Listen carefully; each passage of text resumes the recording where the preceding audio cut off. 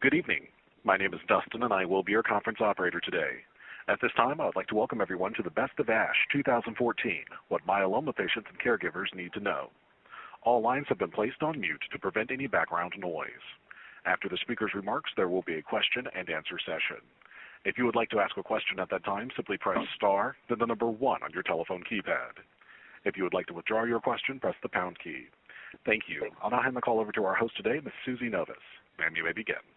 Thank you, Dustin.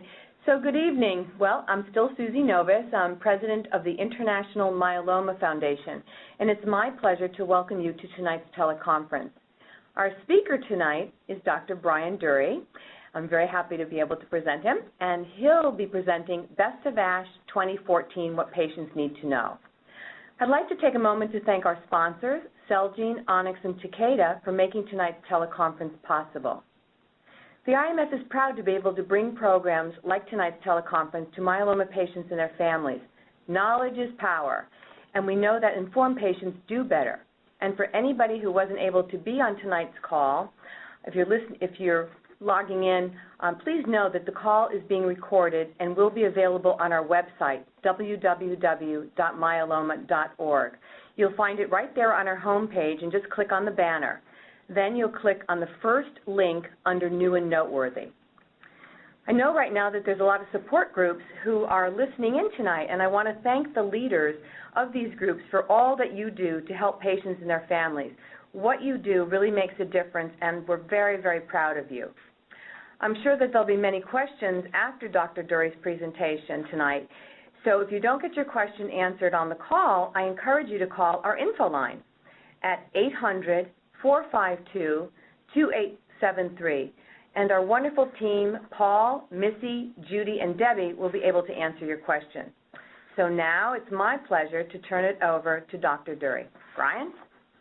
Well, thank you, Susie. I appreciate this opportunity to go over some of the exciting new developments that were presented this year at the ASH meeting in San Francisco. For those of you who maybe are not so familiar, this is the American Society of Hematology meeting, which actually is the major global scientific meeting for myeloma, and there is a huge involvement of investigators from all around the world, especially from Europe, but also from Latin America and Asia. And so a very large meeting.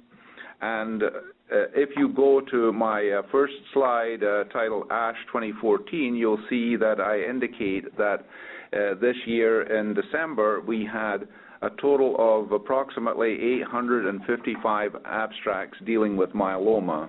I say approximately because there are some other abstracts that maybe did not have myeloma in the title but did touch on myeloma a little bit, but certainly over 850 that dealt predominantly with multiple myeloma. This is very similar to the number that it's been for the last couple of years in the 800 to 900 range, so obviously a huge number of abstracts.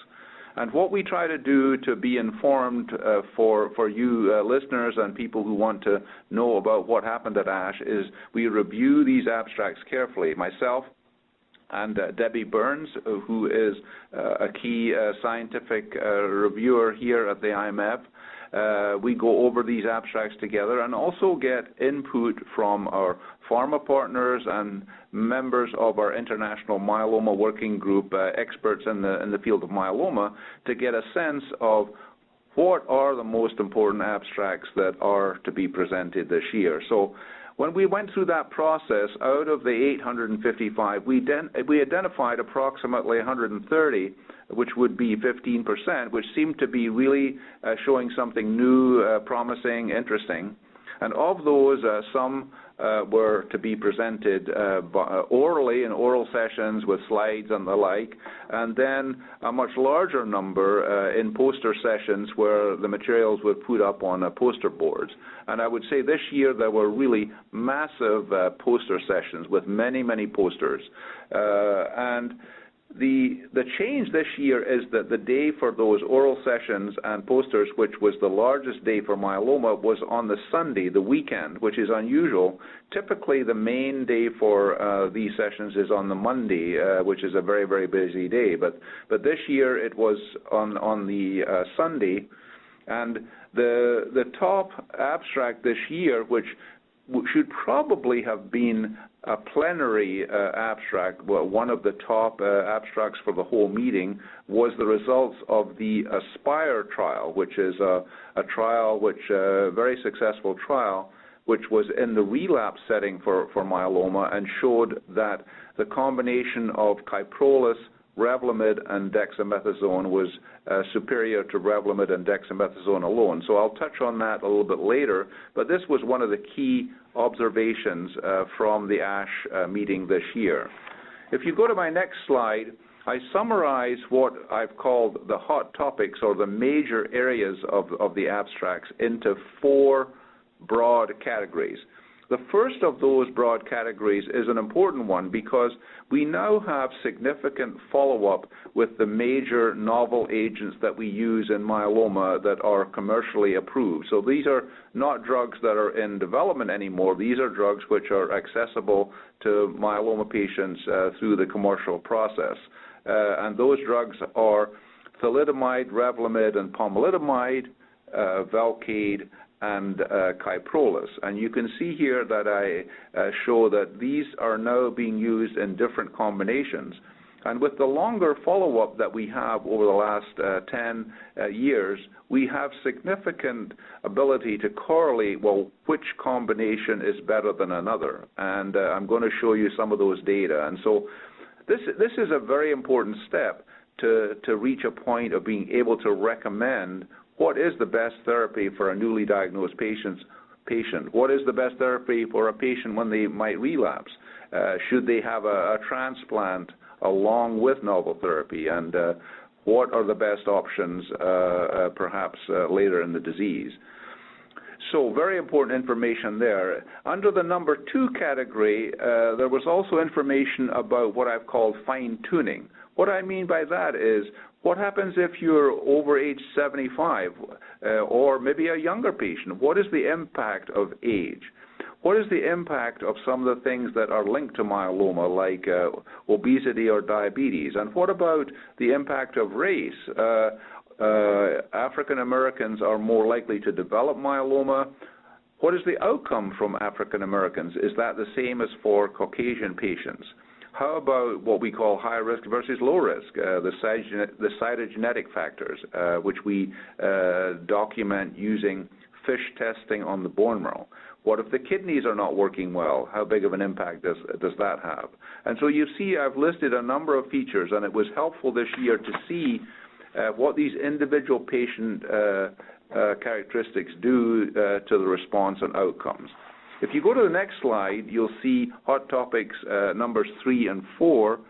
The role of MRD was yet again a big topic this year. It was, for those of you who remember, also a big topic last year. And so MRD means minimal residual disease.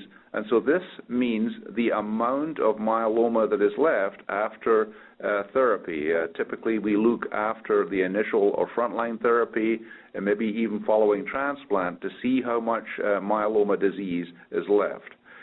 And the traditional way to assess that is to look in the bone marrow and to use special flow and molecular techniques to study how many cells are left. And at the level of maybe 1 in a million, is there 1 out of 1 million cells that is still a myeloma cell? And I'll update you on some details of what's called next generation flow, as well as next generation sequencing or molecular testing. In addition to that, one can look at minimal residual disease by doing scans of different types. You can do an MRI or a PET scan or whole body low dose CT to see, are there any tiny spots of myeloma remaining. And there are a number of other methodologies in development that I will touch on a little bit. And then, of course, number 4, the new agents. And I've given you there a list of the main new agents that were discussed with oral and poster presentations at ASH this year, and I'll go through each one of those and give a little bit of detail. And so to organize all of this information, what I found works out the best is to say, with all of this new information, how does this impact the different aspects of myeloma? So what information impacts high-risk smoldering myeloma, so the early stages of the disease? What information maybe improves the choices in the frontline treatment choice section? What about the role of MRD? Where are we with transplant? Is this recommended more strongly now or not?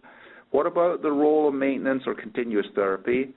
Imaging, a lot of information about imaging at this year's ASH, and then, of course, the new drugs. And so I'm going to take these different aspects one at a time, starting with high-risk smoldering myeloma. And so you'll see the one slide with that written on it. If you go to the next slide, you'll see a slide which is entitled, High-Risk Smoldering Myeloma Cannot Be Ignored. And the reason for that is shown with the yellow kind of golden dotted line, which shows the chance that smoldering myeloma could turn into actual myeloma. And if you look across the bottom, you'll see that in a time frame of 1 to 2 years, that line is going up rather quickly. And if you track that yellow line, you'll see that 40–50% on the left have developed myeloma in that 1.5 to 2 year time frame. And so this means that these patients either have to be observed very closely, or, as we'll show you here in a second, maybe treated early to prevent the problems associated with actually developing myeloma. And so you will see that if we go to the next slide, one can evaluate the impact of taking treatment early. And so this is a very well-known study now which has a significant follow-up which was presented at ASH again this year. The initial results were published in the New England Journal, but Dr. Mary V. Mateos presented a follow-up at ASH. And so for patients who fall into this high-risk group with a likelihood of developing myeloma within 1.5 to 2 years, the question was, if you start them on lenalidomide and Dex, so Revlimid and Dex right away, how does that compare to just simply continuing to observe? And you can see that the blue line, the top line, the treatment group, the patients who received the Revlimid and the Dex, obviously stayed free of active myeloma for much longer than the observation group. If you look at the red line, you'll see that indeed about half of the patients did develop myeloma within that 1.5 to 2 year time frame, a median time to progression of 21 months, so a little bit less than 2 years, compared with the median time to progression for the treatment group, which was NR or not reached. So there are some important things about this graph. You'll see that despite Revlimid and Dex treatment, 13 patients, or 23%, did in fact respond, but then ultimately progress with myeloma. And basically what this means is that Revlimid and Dex is not a sufficient treatment for every patient. But what you can see in the other line is that certainly one needs to be very, very careful with following the patients without treatment, because they are at risk of developing. 21 patients develop bone disease, and 8 patients in the observation group actually develop renal failure. So very, very careful observation is required if you're not going to intervene with treatment, which is why I say that these patients can certainly not be ignored. If you go to the next slide, you'll see that there are similar charts showing the treatment group in terms of the survival, which is in blue, and the observation group in red. And you can see that, again, the treatment group did obviously significantly better, about 15% better. But even with early Revlimid and Dex, a few patients, 6% of the patients, still ended up not surviving from their myeloma. However, in the observation group, that number was significantly higher. So a very important difference in survival. And so this is what is considered to be a proof of principle, which means that early treatment certainly produces a better outcome in terms of response and survival. But the next question is, maybe we could do even better. And so if you go to the next slide, you'll see what are the results using the combination of Carfilzomib, the proteasome inhibitor Carfilzomib, which is the newer one versus Velcade, combined with lenalidomide, Revlimid, and Dex. And so this is a study conducted by Ola Landgren, who is now at Memorial Sloan Kettering in New York. And what he displays, and he updated at ASH, are the results of patients over 8 cycles of Carfilzomib, Revlimid, and Dex. And what he shows here is that after 8 cycles, all 12 out of 12 patients had very high-level responses. They had either a stringent complete remission or certainly complete remission. And by flow method, all of them were actually MRD negative. So this is a fantastic outcome, and so this means that we have the opportunity to do a very, very good job with a 3-drug combination versus a 2-drug combination. And so the question is, should we do that? Well, one of the other things that has been very important at ASH and in the month before is to use very, very accurate definitions for myeloma and early myeloma. If you're going to intervene and start a 3-drug regimen, you need to know as precisely as possible, does this patient have myeloma? Does this patient have early myeloma? Does this patient have high-risk smoldering myeloma? And so the International Myeloma Working Group with Dr. Vincent Rajkumar from the Mayo Clinic published a very, very important paper in the Lancet Oncology in November 2014, and this was extensively discussed at ASH this year. And the reason is that we came up with new criteria for ultra high-risk smoldering myeloma, and so this is the second category, the myeloma category. The MM category is myeloma which is identified by CRAB criteria, patients who have a high blood calcium, kidney problems, anemia, or bone issues. But for patients who might not have that, there are patients who are very, very likely to have myeloma soon. And those are identified now by what are called myeloma-defining events, MDE. And I list 4 features that go along with that. If the plasma cells in the bone marrow are more than 60%, if the serum free light test is more than 100, and or if there is evidence of myeloma on some sort of imaging, and I'm going to talk about that in a little bit more detail in just a second. And the fourth thing is there early evidence of kidney damage? And this would be, with some reduction in the creatinine clearance, a more accurate assessment of kidney function at a level of 40 mLs per minute. And so this gives us an early assessment of a high likelihood of myeloma, and now the recommendation is that all such patients should be treated just like a newly diagnosed myeloma patient, and separated from the patients in the rest of the high-risk smoldering group who should be evaluated carefully for a need for therapy or not. We still need some better definitions for these high-risk smoldering patients, the remaining high-risk smoldering patients.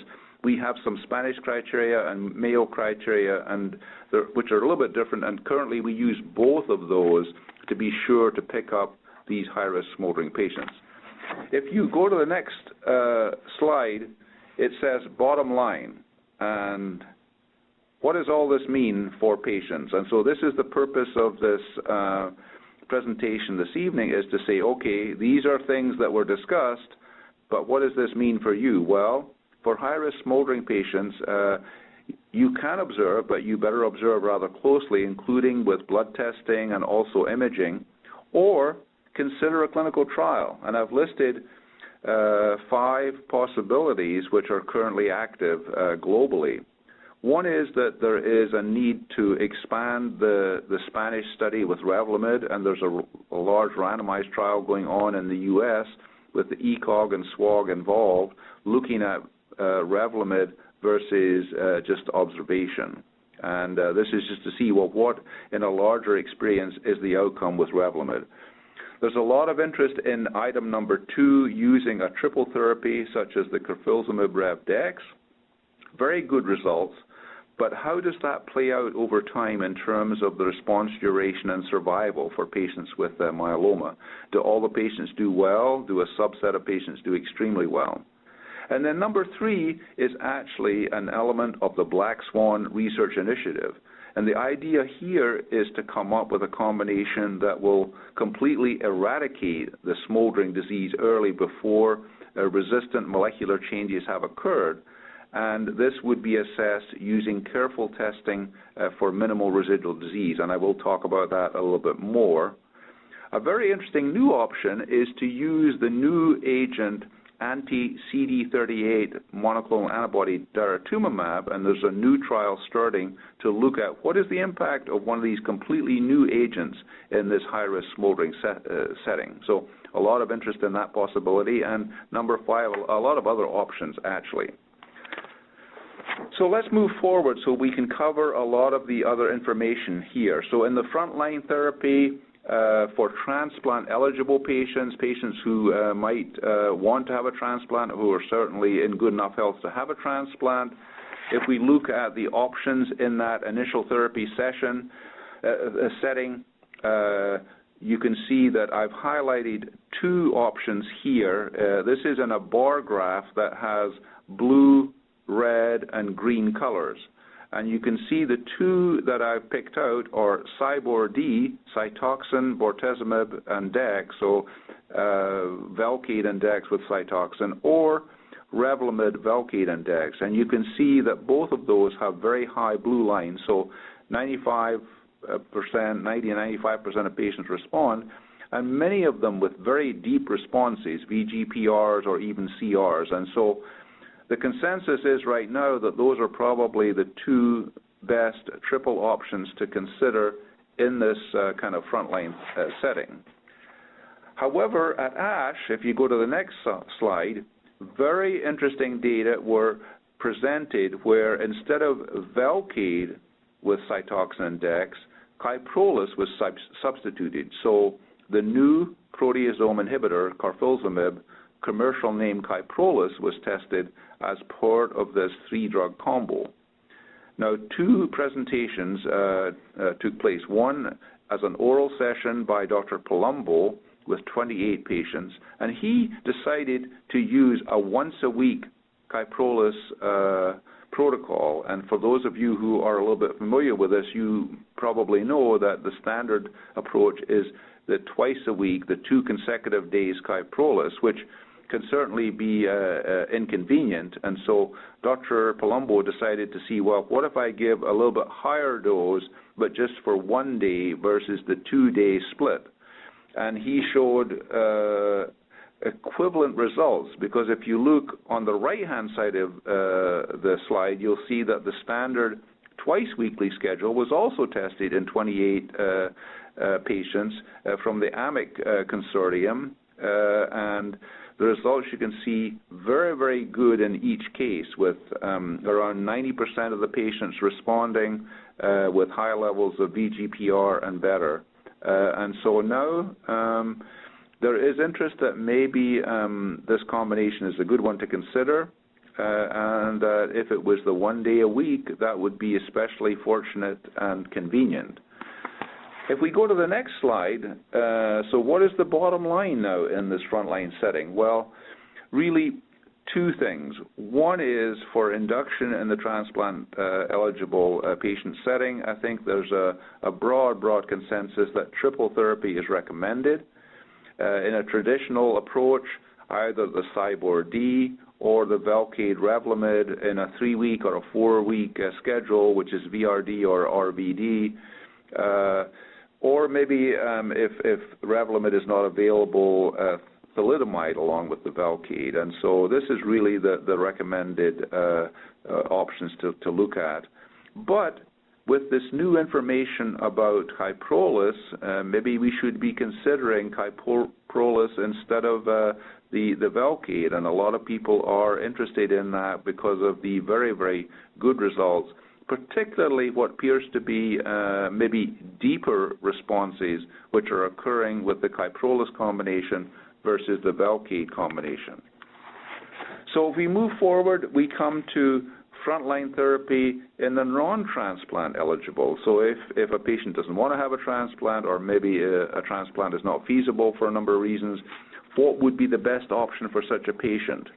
And if you go to the next slide, you'll see a very important study, the first trial, which has been presented in the past, but at ASH this year, abstract number 81, the results were shown for patients who are over age 75 in addition to the overall results. And you can see two things in this study of 1,623 patients with newly diagnosed patients in the non-transplant setting. Revlimid and Dex, given in a continuous ongoing fashion, had very good overall results with a remission length of 25.5 months, PFS 25.5 months, overall survival average close to 60 months, which is 5 years, so pretty good results. You can see that they were not quite as good if you stop the Revlimid after 18 months, and this was better than taking Melphalan and prednisone plus thalidomide, the T, which is an old standard of care. So that is definitely the case, but you can see that the benefit is not startling. You have 25.5 months versus 21.2 months. So yes, there's a benefit, but it's not huge.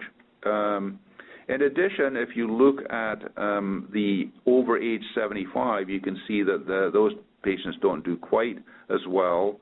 The difference is more striking in terms of the survival, which is about 1 year less for the more elderly patients. Next slide. But what about 3 drugs in the non-transplant setting? And we do actually have pretty good results with CyBord D in the non-transplant setting. And if you look over to the right on this next slide, you can see that early survival with this very well-tolerated regimen is good, 100% at 1 year with very, very good remissions. And so basically this well-tolerated regimen gives actually better results than just Revlimid Dex alone in this non-transplant setting.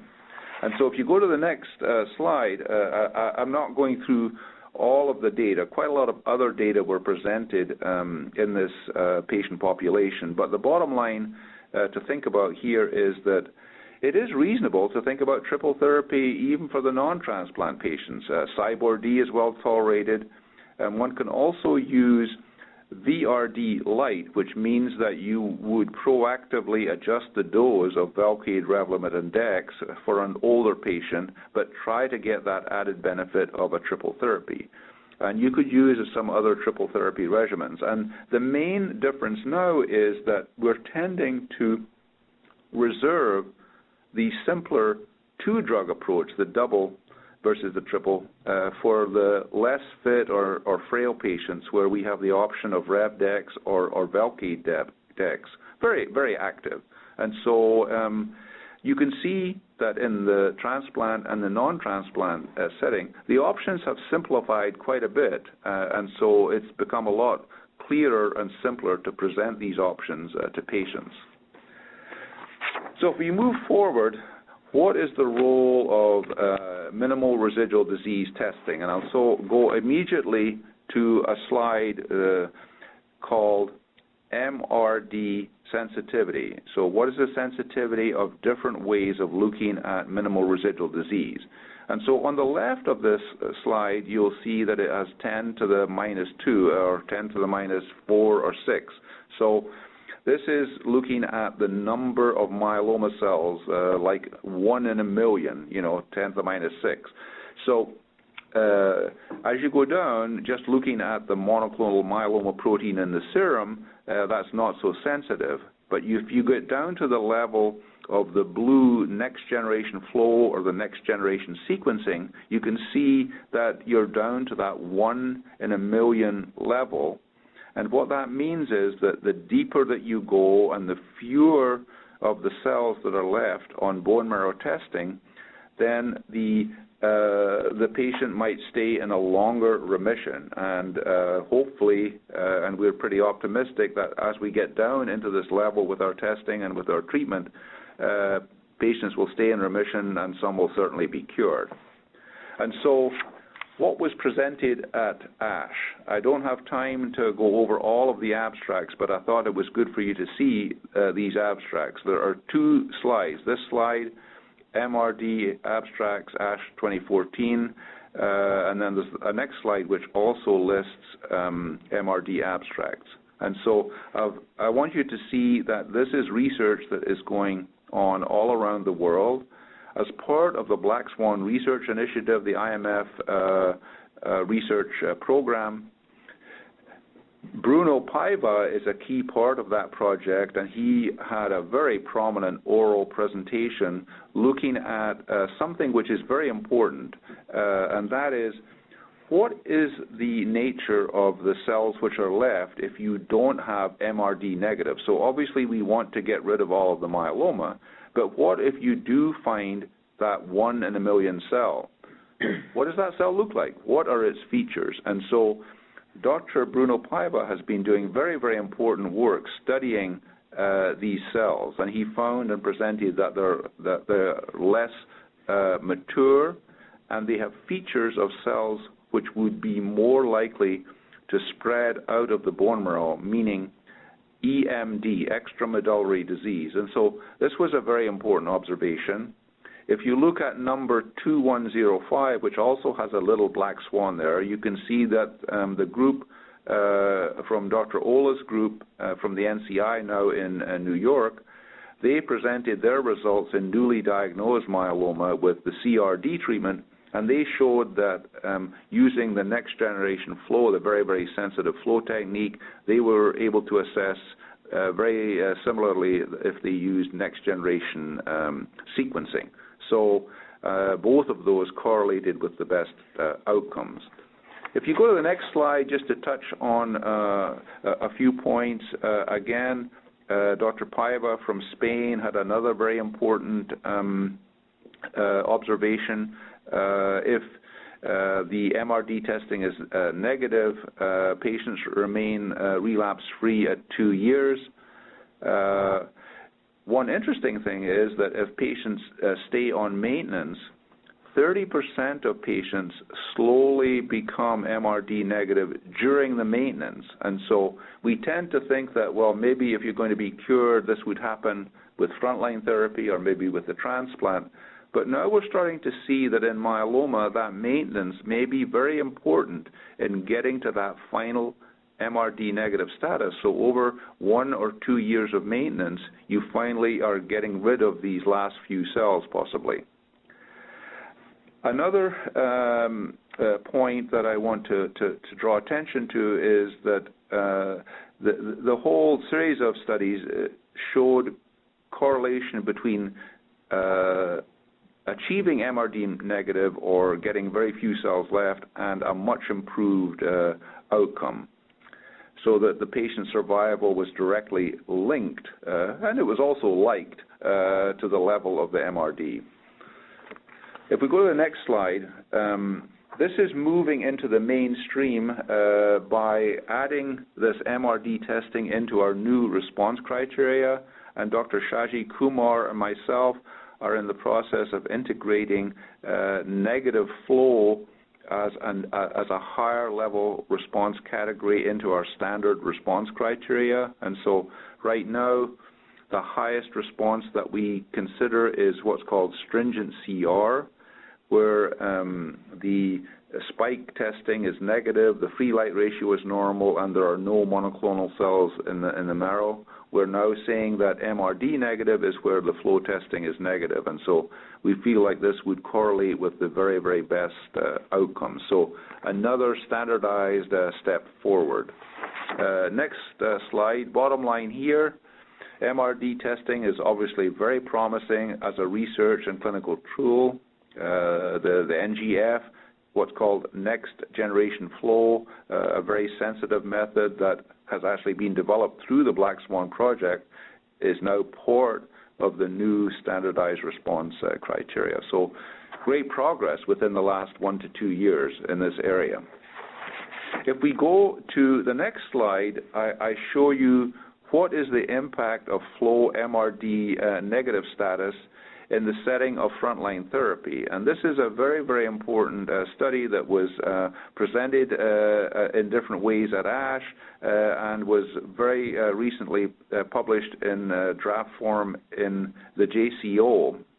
And what is shown with this chart is that the yellow line at the top indicates the fact that some patients in this particular trial had no relapses. The patients with the blue had some level of relapse, and then the gray patients had the most relapses. And so, who are the patients in these different lines? And so, in the yellow line, what you have are patients who were treated as a frontline option with VRD.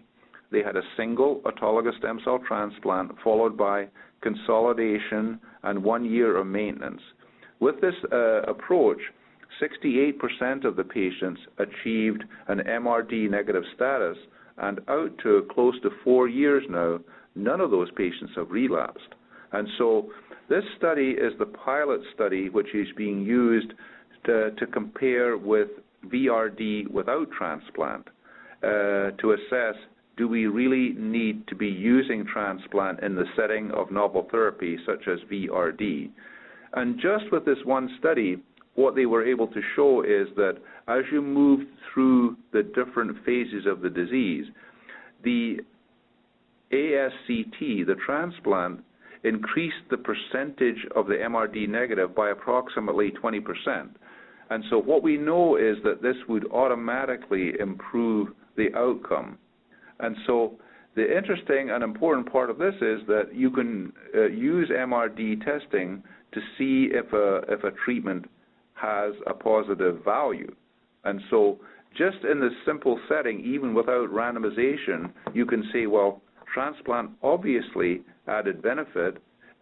These patients have not relapsed yet. And so as we await the result of a larger randomized study where half the patients get the transplant and half the patients don't, there's pretty strong evidence that was convincing people that the transplant was increasing the percentage of MRD negative, and of course, if feasible, should be strongly considered. And so I would say for one of the first times, a bottom line here was that there was a stronger tendency to say, well, if it's feasible, you really should be recommending a single autologous transplant for a frontline a patient, especially a younger patient who's in good shape, but certainly to present this information to a patient, and that there was a thought that 3-4 years ago maybe we would not use transplant anymore, that transplant would be a thing of the past. I think now there's a sense that it is adding, and it's going to continue to add, and we need to be looking to use it for moving forward. Okay, what about maintenance or continuous therapy? I'll go to the results here. Not so much presented at ASH this year, I would say, but it's clear that in different settings, progression-free survival and overall survival are improved with maintenance versus no maintenance. And the improvement is in the range of a year to a year and a half. And on this chart here, I show you two studies. On the left, it's melphalan prednisone plus Revlimid with ongoing maintenance versus not. Continuing with Revlimid maintenance, 19 months longer remission. On the right, you have Velcade, melphalan, prednisone plus thalidomide. In that case, if you continue with Velcade and thalidomide maintenance, 13 months benefit. And so there is a strong sense that maintenance does add value. It's a question of whether would we recommend it for every patient, and does it always translate into overall survival benefit? And these are topics which are continuing to be discussed back and forth. But if you go to the next slide, I think that the bottom line is becoming quite clear that continuous or ongoing therapy is frequently an appropriate option, and it certainly should be discussed with your treating physician because it might provide significantly longer remission and quite probably enhanced survival. And especially for patients where it would be very dangerous for a patient to relapse, where it was perhaps quite difficult to achieve a remission, you certainly do not want to relapse. I think that from the patient perspective, it's much, much better to stay in remission than endure everything that might be entailed with having to go through a relapse situation. So let's go to the next slide. I mentioned earlier that there were a number of new pieces of information about imaging. And so if you go to the first slide, I have a summary of imaging at ASH 2014. And you can see a listing of presentations that you can look at in more detail at your leisure. But I would just emphasize a few points. People are looking at all different kinds of imaging, whole body, low-dose CT, and we're definitely going to be seeing more of that. People are comparing MRI versus PET-CT, looking at PET-CT in smoldering myeloma. And I would perhaps highlight this last abstract as being the most important in this group. Abstract number 3382 with a little black swan is linked in with black swan, where patients with smoldering myeloma are being assessed with PET-CT. And as you might suspect, but it had never been documented before, they looked at 198 patients. And if the PET-CT scan was positive, this was obviously the patient who might be much more likely to progress. And so PET-CT has become a test to be strongly considered in this smoldering myeloma setting if there's a concern about progression. And so the imaging is being looked at and compared, and the key point that relates to the diagnosis of myeloma is, are we able to identify bone destruction? And so you can look for that in three different ways. If you do an MRI doesn't always show bone damage. And so what we use in that setting is that if there's more than one focal lesion, we have been able to show that there very likely is at least some bone damage. And so more than one focal lesion on an MRI is accepted as indicative of potential bone destruction. On a PET-CT scan, you can actually see bone destruction on the CT. And so if you have a positive PET with the sugar uptake into the plasma cell lesion and bone damage on the CT, then this is obviously bone destruction, and that's accepted as active myeloma. On this whole body low-dose CT technique, so without the PET scanning, without the sugar uptake part, this is under investigation, and actually the Black Swan Project, we are very, very interested in early disease, and so we are funding a project to compare this whole body low-dose CT technique with regular X-rays, and it's so sensitive with the CT that we can pick up lesions which are less than 5 millimeters, tiny, tiny lesions, and in some cases these may not be important. And so we're trying to identify what size of lesion really is meaningful and we need to pay attention to. But it's looking highly likely that we will recommend a switch from routine X-rays to whole body low-dose CT, which is very fast and safe using new whole body scanners. So bottom line in the imaging, new imaging is becoming a standard of care. Likely whole body low-dose CT will replace X-rays, MRI and PET-CT will be used for MRD assessment and also in the setting of early diagnosis. So a big shift away from standard X-rays. Next slide. So what about relapse and new therapies? Obviously something that we're all interested in. How should we be approaching this, and what new therapies are looking promising? As I was thinking about this, and I actually wrote a blog this week which was just posted minutes ago about where do new drugs come from?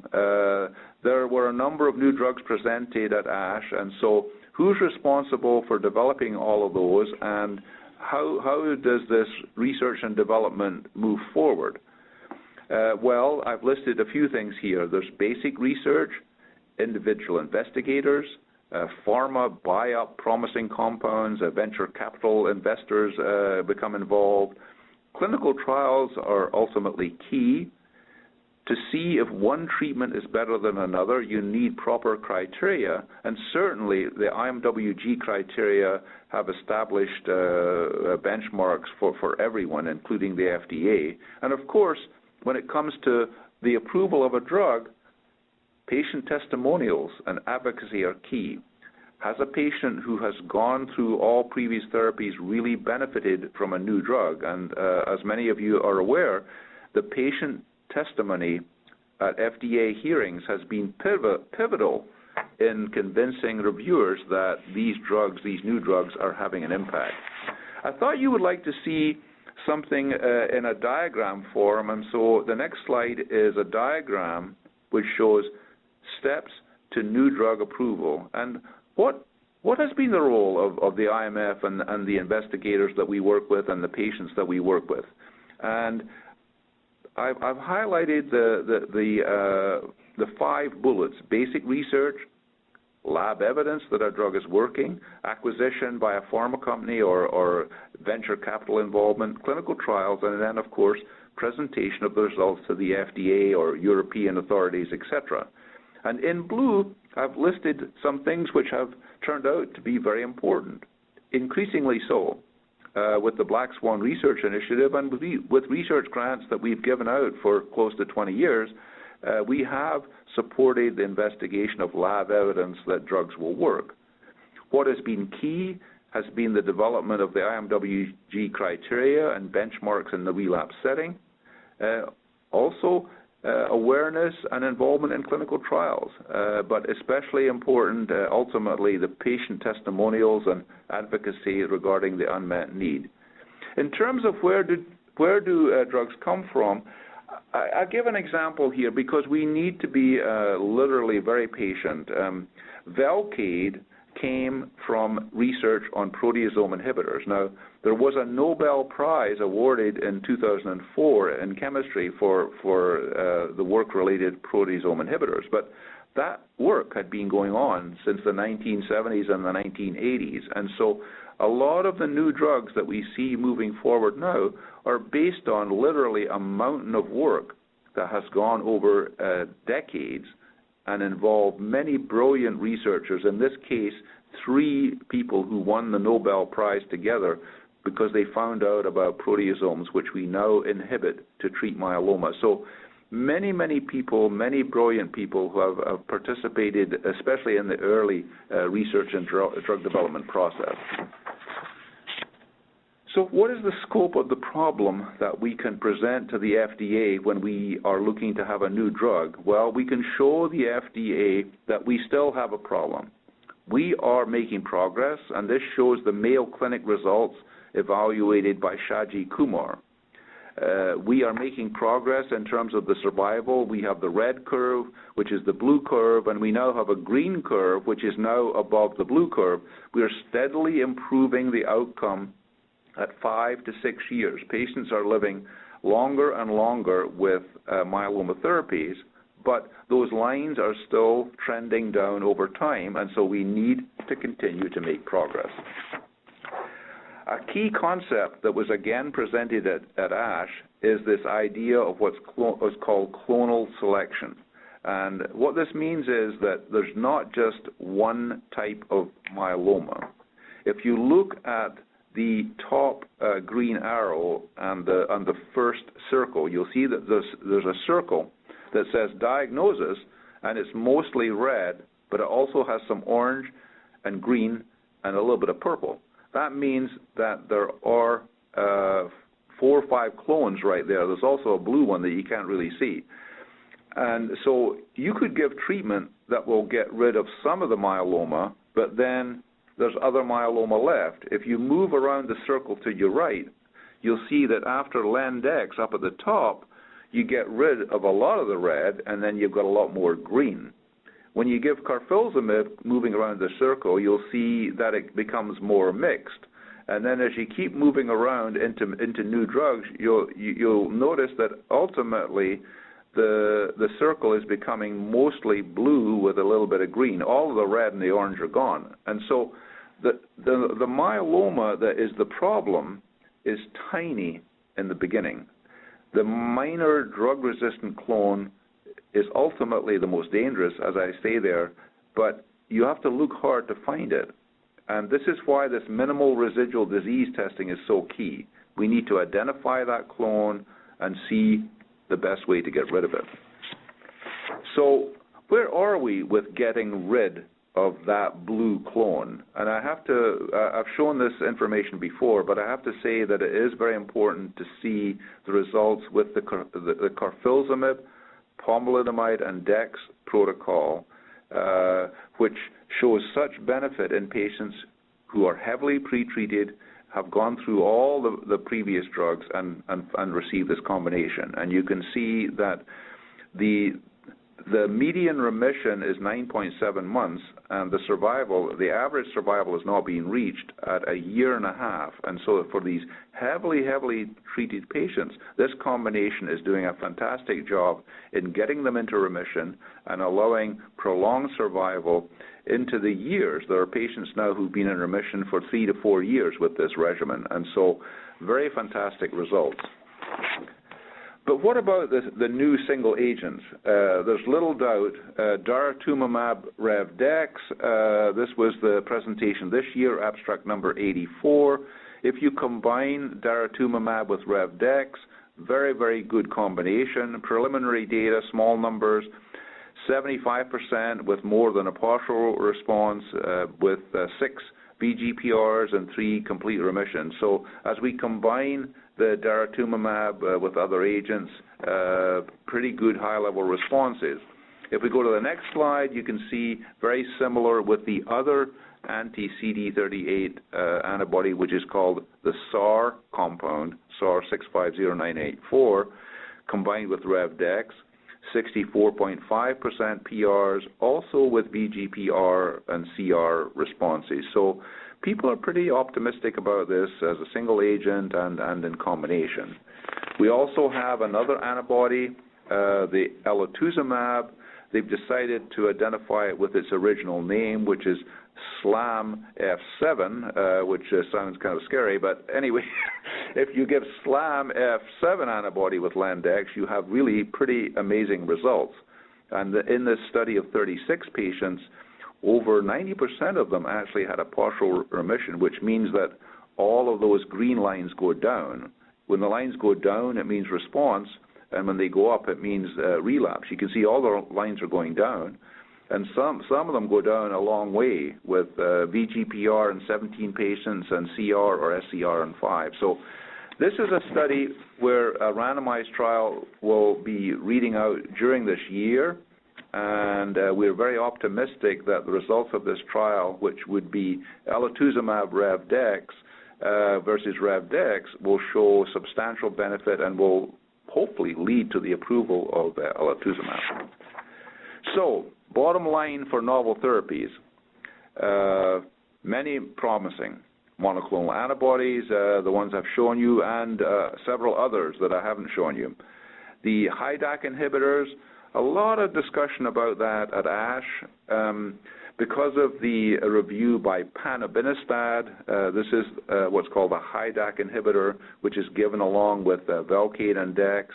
Those data were presented to the ODAC committee before ASH, and the The ODAC committee actually voted against that because the results did show some benefit, but there were a lot of toxicities in the trial that was presented.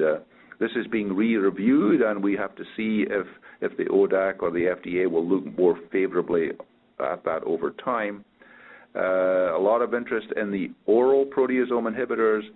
This is a couple of drugs called Ixazomib and Oprozomib. Two words you want to say rapidly in the shower. See if you can remember them. Anyway, these oral proteasome inhibitors are quite promising. Results were presented. A number of novel pathway inhibitors, selinexor, quite exciting. Very good data with this pathway blocker, which works to retain anti-oncogenes in the nucleus of cells, a very unique way of treating cancer. The results with selinexor plus dexamethasone, quite promising, 60+% responses in relapsed patients. A trial with that is now opening at several centers.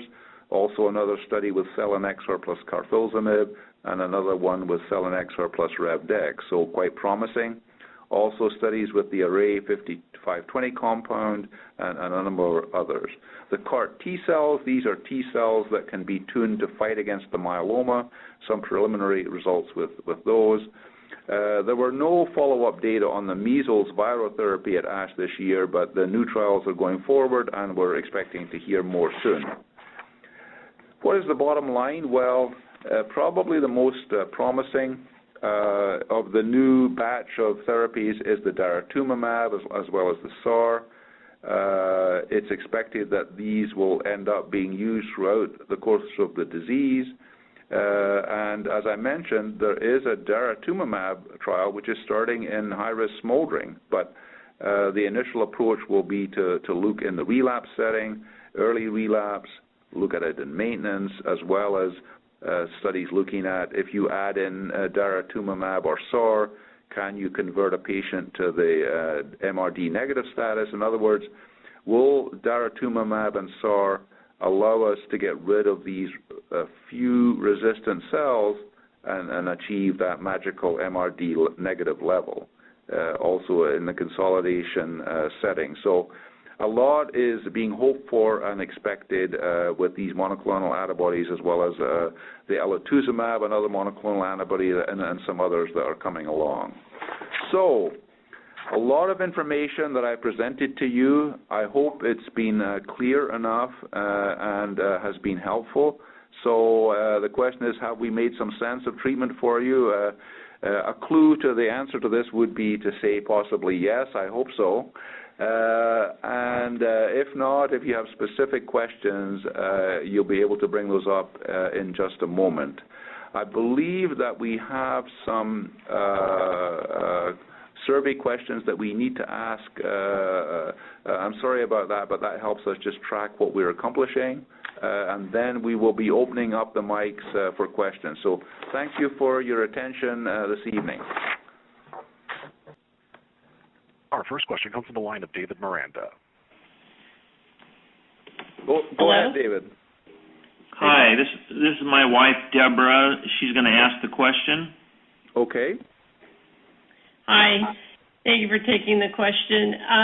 I'm wondering if there's any clear statistical evidence that supports not using maintenance therapy in the later stages of the disease that would improve overall survival. In other words, can we prove that maintenance therapy improves overall survival, especially for a person that's in the later stages of the disease? Right. So a very important question. And we actually don't often talk about maintenance in exactly this setting, but strangely enough, in the relapse setting, the problem is that the myeloma has had a tendency to come back. So actually, the data are much stronger that the ongoing therapy is valuable. So for example, when Revlimid and Dex were tested in a trial, which actually led to the approval of Revlimid and Dex in the relapse setting, the treatment was continued on an ongoing basis. And as part of this trial, the 009 and the 010 study, both a U.S. and a European component, it was clear that patients who stayed on the therapy did significantly better by actually a wide margin versus those who, in this trial, stopped the therapy because they didn't proceed with dose reduction or maybe had some side effects. And so in the relapse setting, there is a particularly strong evidence for value just because of the increased tendency for new disease to emerge. So I hope that's helpful. This applies to both Revlimid. It's also true for proteasome inhibitors like Velcade subcutaneously twice a month, which could be used for maintenance if the chromosome testing is abnormal with, for example, a 414 abnormal chromosome situation. Is that sufficient? Well, I guess my question is then you're saying that there's statistical evidence that we can prolong relapse, but can we prolong life? In other words, do we have any evidence? Oh, yes. Yes, I'm so sorry. Yes. So this translates into significantly improved survival in those patients as well. Yes, absolutely. Yes, I'm sorry. Okay. I think the reason why I'm pushing the issue is my husband is in very much he's had 3 transplants, the disease is coming back, but we're with a doctor that doesn't necessarily agree with using continuous therapy and trying to see if there's any study that would actually say quite clearly, yes, we should, or no, we shouldn't. Well, you could refer them to this. If you want to call the info line, I would be glad to gather some articles that would help you in this regard. But the one that you could mention is the 009-010 study, which was Revlimid and Dex, where ongoing therapy was clearly beneficial for survival as well as remission duration. Okay? Okay. We can get you. We can get you more. Okay. Thank you. Our next question comes from the line of Cynthia Coletti. My question has to do with the determination of risk status. If a patient presenting with CRAB criteria with an elevated albumin and beta microglobulin giving a high-risk status, right, are they considered high risk for the rest of the duration, or does that change with treatment? If there's a relapse, do you take the next level of risk status from the relapse? How does that work? Right. So very good question, Cynthia. So the first thing, just to clarify, is that when I'm talking about high-risk smoldering myeloma, this has a slightly different meaning. What that is the risk of turning from smoldering into active myeloma. That doesn't mean that the myeloma itself is a higher risk. And so we're talking about getting away from that terminology because we think it's very misleading. But if we look at patients who have high risk, we do pay attention to the beta-2 and the albumin, which would give us the ISS stage, but we pay more attention to this FISH testing in the bone marrow. And so we're interested in what are these fluorescent chromosome tests in the bone marrow show. And so if there's a problem with chromosome 4 and 14, where we have this translocation 414, we know that this is a situation where maybe Velcade or Carfilzomib could be a good choice.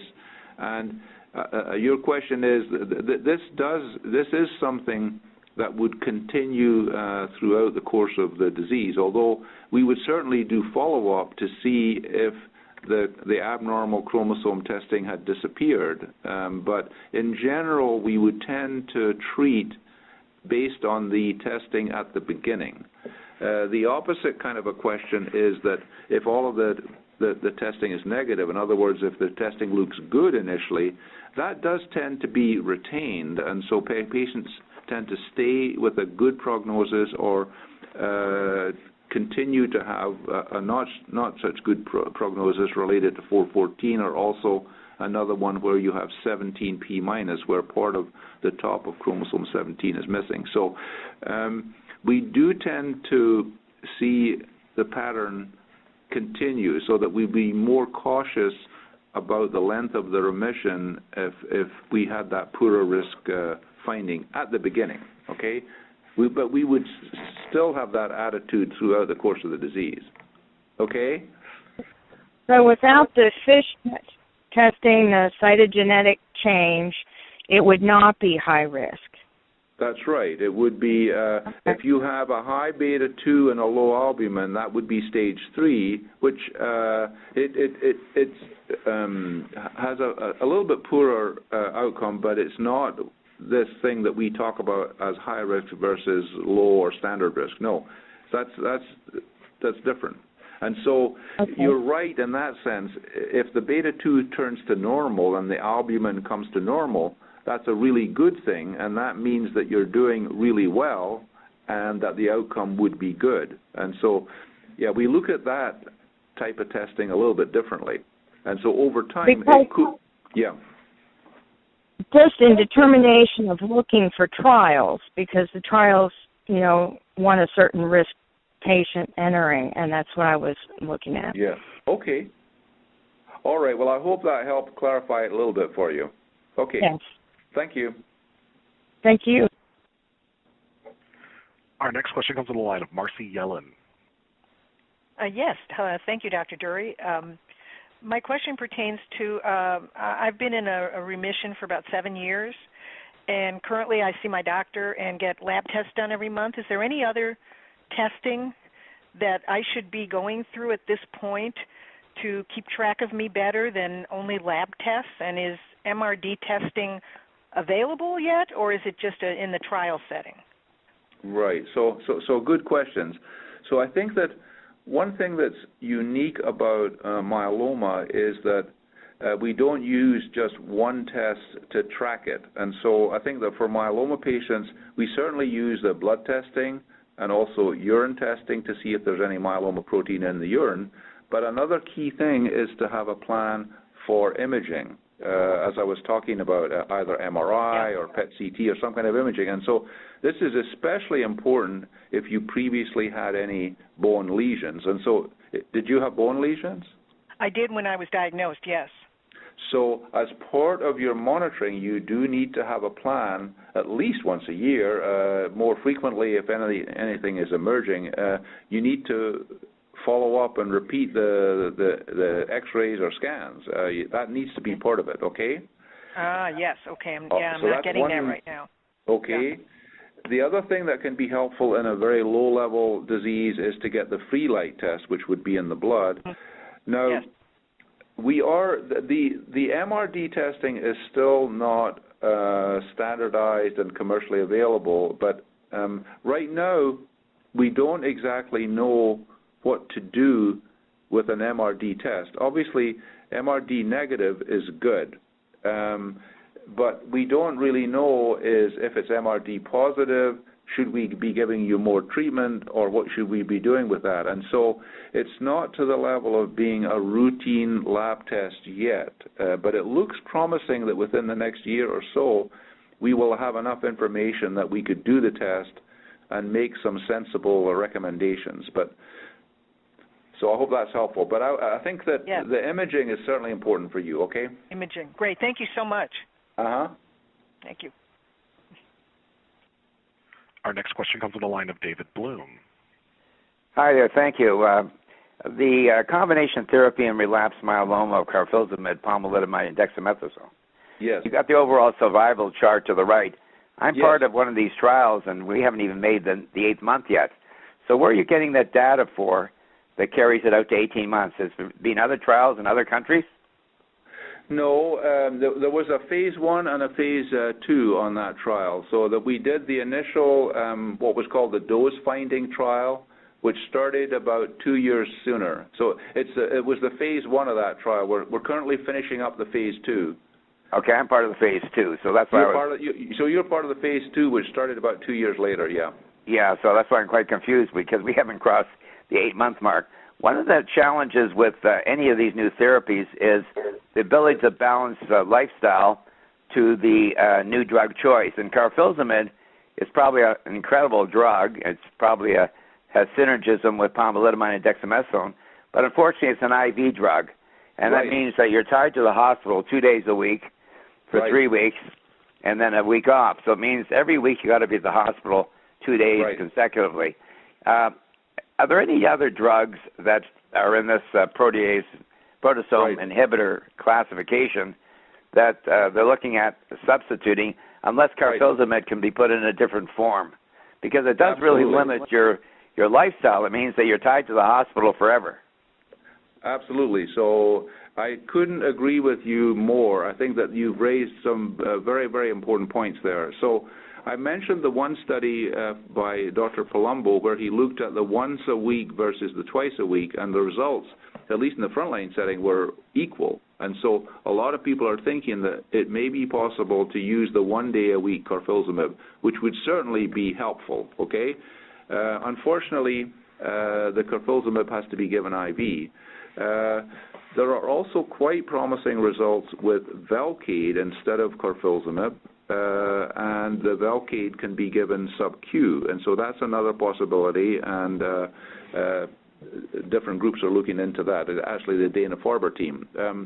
And then, of course, as I mentioned, we have the two proteasome inhibitors by mouth, Ixazomib and Oprozomib, and so this would be to substitute one of those by mouth instead of the IV, and so again that would be fantastic if you could take one of those plus the pomalidomide and the dex with some dose reductions over time. And so what happens is that in these trials we have kind of a maximum therapy to see if the treatment's working, but moving forward to have this be a useful treatment that can keep you in remission without having you at the hospital all the time.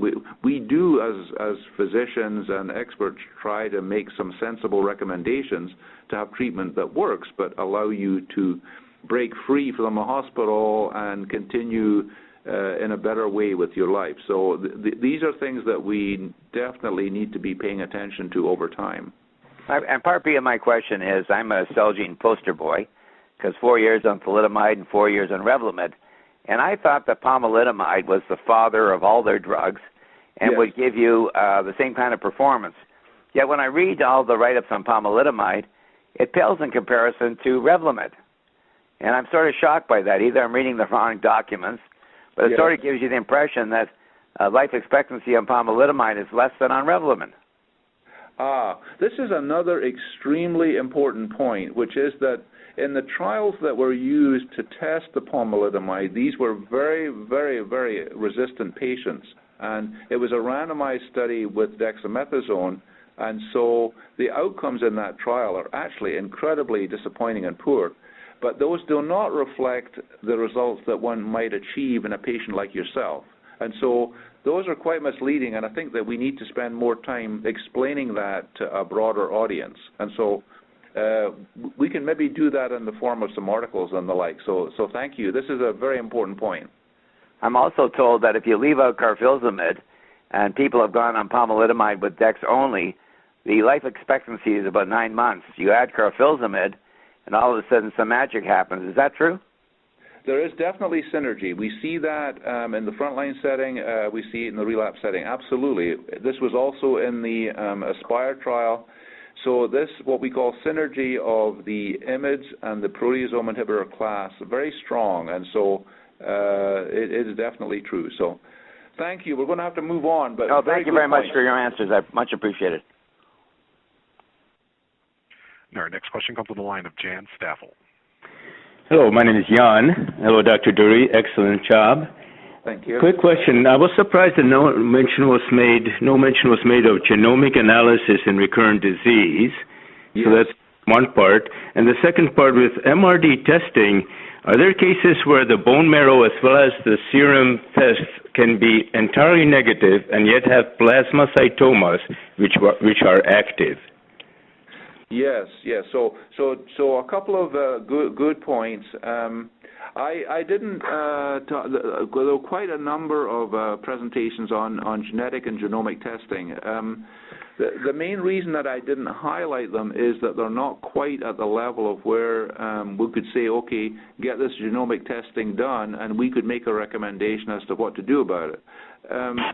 There is a small subset of patients with what's called the BRAF mutation, which represents about 4% of myeloma patients in the relapse setting, where they might be amenable to a new type of inhibitor, kinase inhibitor. And so that could be an option in a trial setting, but we don't have specific recommendations if we get results with genomic analysis. Okay, that's the first thing.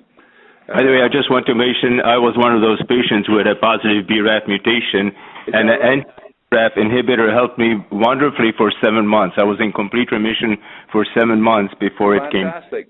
Okay, well, this is something to highlight, and so I'm sorry I didn't touch on that, but it is certainly a strategy that's important individually and also moving forward. So yeah, thank you for bringing that up.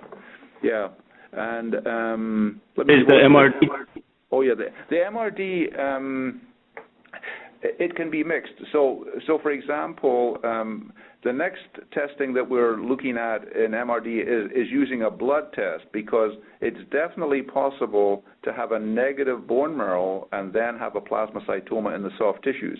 And so we're looking at a blood test that would pick up both soft tissue and bone marrow disease. And so this is like the next generation of MRD testing, where we would have a blood test that would avoid this dilemma. So these things are evolving, so good points to bring up. Thank you. Yep. Our next question comes from the line of Ann Buston. Hello, doctor, and thank you very much. I'm here with my lovely wife, who has had an autologous stem cell transplant 3 years ago, and since then we've been on a Velcade and Bortezomib and the usual combination. But my question has to do with a second stem cell transplant. Yeah. What are your thoughts about that? Has that ever been done, or any studies on that one? Well, yes, this is a big topic, and I don't really have time to go into it in great depth. But in general, I would say that obviously the protocol in Little Rock, as many of you may know, was focused on a double transplant, planned a double transplant. And now we're starting to look at it to see if there's an added value of doing 2 transplants versus 1. And what we do know is that if you are in a complete remission with the first transplant, there doesn't seem to be an added benefit of doing the second one. And so we look very closely at the response. If you have a VGPR or better, in the French data set at least, there was no added benefit with a second transplant. And so there is a big trial going on right now to try to get a better handle on this in a randomized setting. And it could be that there are some patients, I don't know how large that percentage might be, where a double transplant, a planned double transplant, could give benefit. But as of now, the data would be indicating value for a single transplant. Except, I mean, the problem in interpreting the Little Rock data is that it's a single-arm study, but obviously the results have been quite good, which have stimulated this need to answer what is the value of a double transplant? Could it be valuable just for a few patients, or how many patients might benefit or need it? Okay. Yes, thank you. Something to look at on an individual basis. Okay. Very well. We have time for 1 or 2 more questions. Then we'll have to stop. But please, next question. Our next question comes from the line of Evelyn Ehrenreich. Hello. Thank you for an excellent presentation. My question concerns slide number 7. Yes. You show a very steep slope in the progression of smoldering myeloma for the first 5 years, and I think the conclusion was that it hasn't progressed in 5 years. The risk of progression becomes substantially less. That's correct. Right. I just want to make sure. Now, the bottom graph line is for MGUS, which right. Yeah. I'm sorry I didn't touch on that. Yes, that's correct. Right. It looks like it shows a pretty constant rate of progression? I mean, the slope isn't that steep, but it looks like it's constant over time. Is there any... That's correct, also, yes. Right. I mean, I was just wondering if there's any data that shows if there has been limited progression of MGUS for 5 or 10 years, that the risk then of progression does become lower, or whether that is pretty much confined just to the smoldering situation. Right. So very, very good questions. In the smoldering myeloma situation, you can see that about a half of the patients fall into this higher risk group where they are liable to get myeloma, but the slope of the curve for the other half of the patients is much, much flatter, and in fact somewhat similar to MGUS. And so, as you point out correctly, in those patients there's a much more regular systematic likelihood over time. And the question is, in this lower risk setting, how can we identify the patients? And this is actually another situation where we're looking to use the minimal residual disease approach, because the subclone that could emerge and cause myeloma is obviously a very small subclone. And right. if we could identify that, even in an MGUS patient, that would be fantastic. If we could identify a very, very early MGUS patient who might ultimately get myeloma, we would probably have a really good chance of curing such a patient. But right. as you can see, that since only 20% of the patients actually get myeloma over 20-25 years, so right. like 1% a year, you don't want to take that risk for patients who might never develop myeloma. So these are very precise things that you need to be extremely sure about. But right. So the key to this would be, so the MRD is not ready for prime time for MGUS patients, I assume.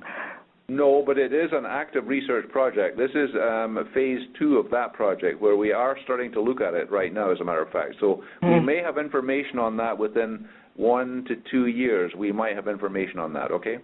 Okay, thank you very much. Uh-huh. And our next question comes from the line of Mary Wolfe. Hi, Dr. Durie. I was diagnosed in 2007, was on Revlimid and/or Revdex for 5 years. At one time, achieved a VPGR.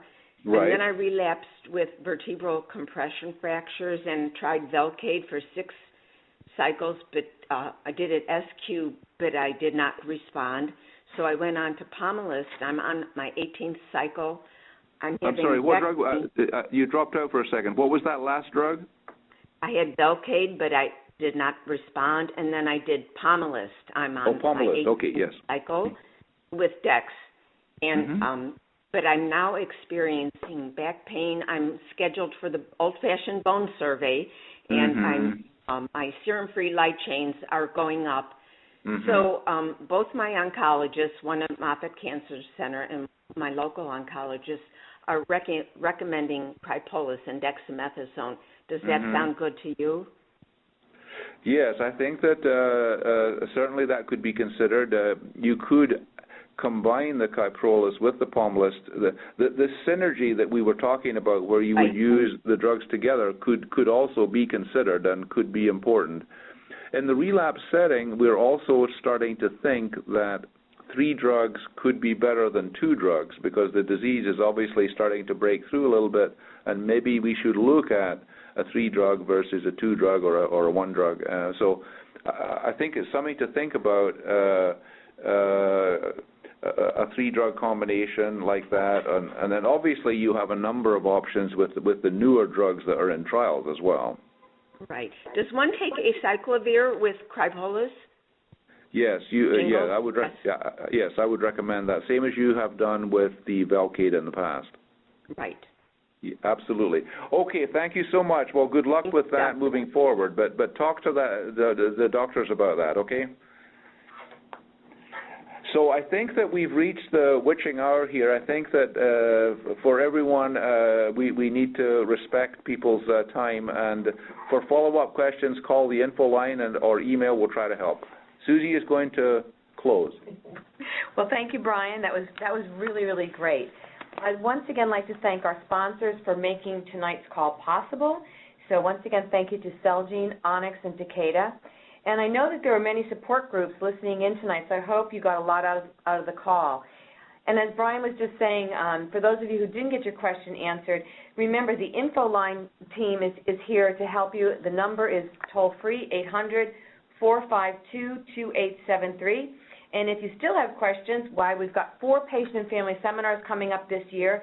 And my dear colleague Kelly Cox has organizing 10 or more regional community workshops. So check it out online. And as always, thanks very much. And the IMF is always here for you. So thank you.